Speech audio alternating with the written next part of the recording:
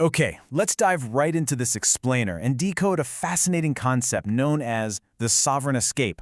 Today we're exploring a really specific framework that examines the mechanical forces society uses to keep us all perfectly aligned with the herd. If you've ever felt that intense friction when you try to break away from the norm, well, we're going to break down exactly how this system operates according to the source material. Think about this quote from the text. Everyone encourages you to be unique until you become one. It instantly exposes the core tension of actually diverging from the crowd. I mean, we've all heard that endless encouragement to just be yourself, right? But as this framework argues, that encouragement comes with a massive hidden asterisk. The source actually defines this glitch as the paradox of sanctioned individualism. Basically, the theory suggests that while society absolutely loves the aesthetic of individuality, safe eccentricities and approved consumer choices, it aggressively contains true cognitive and operational divergence. The literal second you execute a real break from the norm, the system shifts, and it fully expects you to just fall back in line and follow the person in front of you.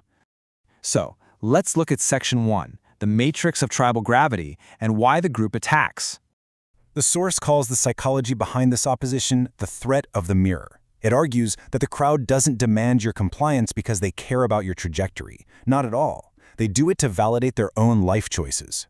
By succeeding outside their system, you basically act as a mirror. You expose their stagnation and prove their submission was just a choice. And to eliminate that super uncomfortable realization, they try to eliminate your divergence.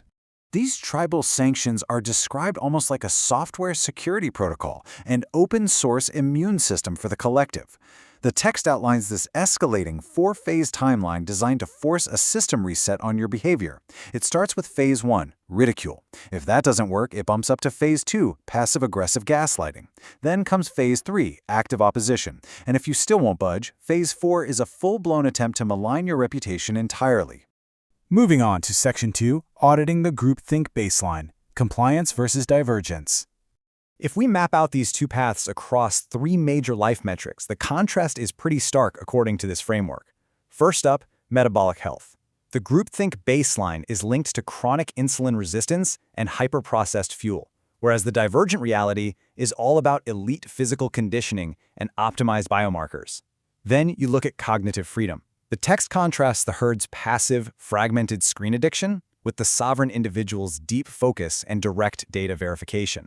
And finally, for capital allocation, the baseline behavior of chasing status symbols on credit is pitted completely against a divergent focus on cash flow assets and absolute financial autonomy.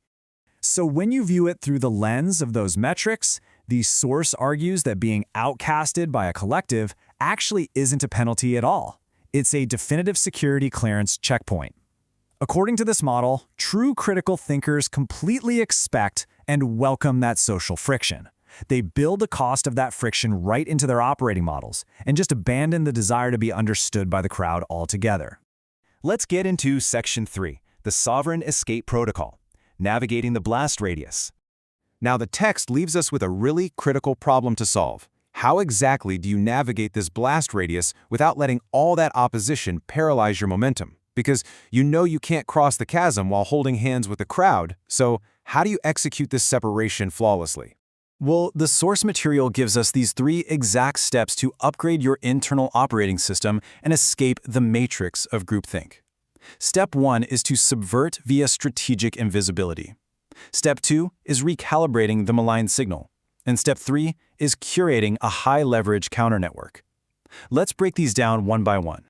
Step 1 highlights the massive difference between an amateur iconoclast and a master strategist. The text argues that the amateur loudly attacks the system. They proclaim it's stupid, which instantly triggers those collective defense mechanisms we talked about and just completely waste energy. The master strategist, on the other hand, executes something called subversive compliance. The whole strategy here is to remain outwardly polite and totally unremarkable. You just smile and nod, all while quietly building your sovereign infrastructure in total darkness. For the second step, the protocol dictates a total cognitive reframe when you face social ostracization. Instead of getting defensive or internalizing the pain, the source advises treating the attack as just a diagnostic ping.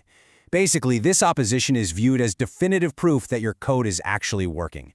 It's the universe verifying that you are successfully detaching from the valley and starting to scale the mountain.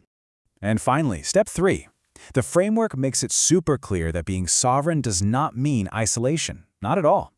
Instead, it requires replacing those unexamined proximity-based connections with a highly curated, decentralized network. The goal is to anchor your social needs to an elite circle of fellow outliers, people who have survived the exact same blast radius. And you judge these peers exclusively by the purity of their execution and their output. So why is building that counter-network so absolutely crucial? Because, according to this framework, doing so causes the opinions of the mass collective to lose literally 100% of their kinetic power over your life.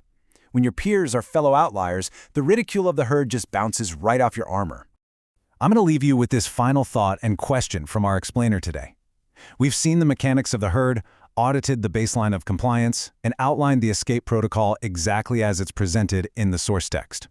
Knowing this framework's definition of the mechanical cost of true divergence, which path will you choose? Will you hold hands with the crowd, or will you scale the mountain?